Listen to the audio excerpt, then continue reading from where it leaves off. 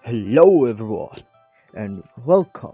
I am Charles Pagun and I'll be explaining minimalism and art appreciation. So let's begin. So why is it minimalism art called simple? Minimalism art is the idea of simplicity and honesty. This art form focuses on the basic elements, nothing non-essential is included.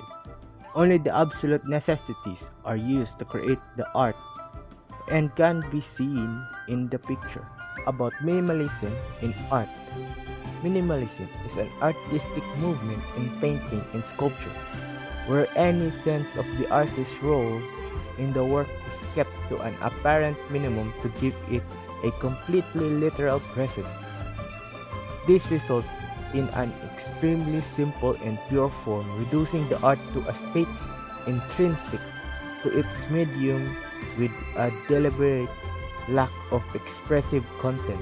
Honor supported this fact when he said that the point is to emphasize that it is not the artist's expression, but the medium and materials if the work are its reality. In other words, a work of art shall not refer to anything other than itself.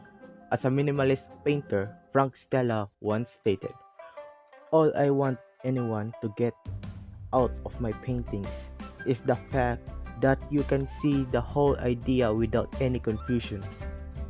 What you see is what you see." Minimalism emerged as an art movement in the 1960s as a reaction to the abstract expressionism, which minimalists find to be too personal, pretentious, and insubstantial. Minimalists oppose the idea that art shall reflect the personal expression of its creator. Rather, they advance the principle of eliminating all sense of the artist's role in the work, leaving only the medium for viewers to contemplate in its absence of narrative and content beyond the medium itself. So now then, who created minimalism? Kazimir Malevich, or Kazimir Severovich Malevich, was a Russian avant-garde artist and an art theorist whose pioneering work and writing influenced the development of abstract art in the 20th century. He was born in Kiev to an ethnic Polish family. Minimal art, also called ABC art, is the culmination of reductionist tendencies in the modern art that first surfaced in the 1930s composition by the Russian painter Kazimir Malevich of a black square on a white ground. Now then, the one who will be explaining this is my groupmate Tricia. Hello everyone, my name is Richa Balcovero and I will be explaining to you where did minimalism came from. Minimalism emerged in New York in the early 1960s among artists who were self-consciously renouncing recent art they thought had become stale and academic. A wave of new influences and rediscovered styles led younger artists to question conventional boundaries between various media. The new art favored the cool over the dramatic. Their sculptures were frequently fabricated from industrial materials and emphasized anonymity over the expressive excess of abstract expressionism. Painters and sculptors avoided overt symbolism and emotional content, but instead called attention to the materiality of the works.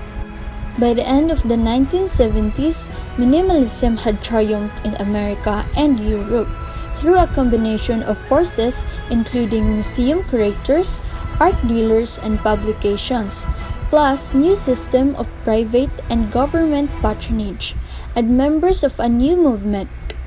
Post-minimalism were already challenging its authority and were thus a testament to how important minimalism itself became. Minimalism artists and their art. The Black Paintings 1959 to 1960s are Stella's most important and radical contribution to post-war abstract painting. only rivaled by the shaped canvases executed in aluminum and copper paint between 1960 and 1961. The first white flower hangs in the Solomon R. Guggenheim Museum and was painted in 1960 when Martin still lived in New York. Martin's works are non-representational, yet the title of her paintings and her own words about her art and life indicate that she was strongly influenced by nature, a focus that brought together different areas of her life. Cigarette 1961, Sculpture. Artworks by Tony Smith. He said that I had set out to make a serious piece of sculpture and thought that I had done so. Upon seeing the smooth plaster model, I realized that I have been taken in by irregularities of the paper one. The piece was redundant and had the look of a war memorial. Wall Floor Slab is a work by the American artist Robert Morris, who played a significant role in the development of minimalism and post-minimalism. It is one of his notable sculptures that exemplifies the minimalist aesthetic and principles in the mid-20th century. Solaire was an influential American artist known for his contributions to conceptual art and minimalism. His artworks often involved precise geometric forms and were executed according to specific instructions. Solaire passed away in 2007, and the term "the estate of Solaire" typically refers to the organization responsible for managing and preserving his artistic legacy. Maria Budokik is a contemporary Russian artist. She usually works in stylish abstraction.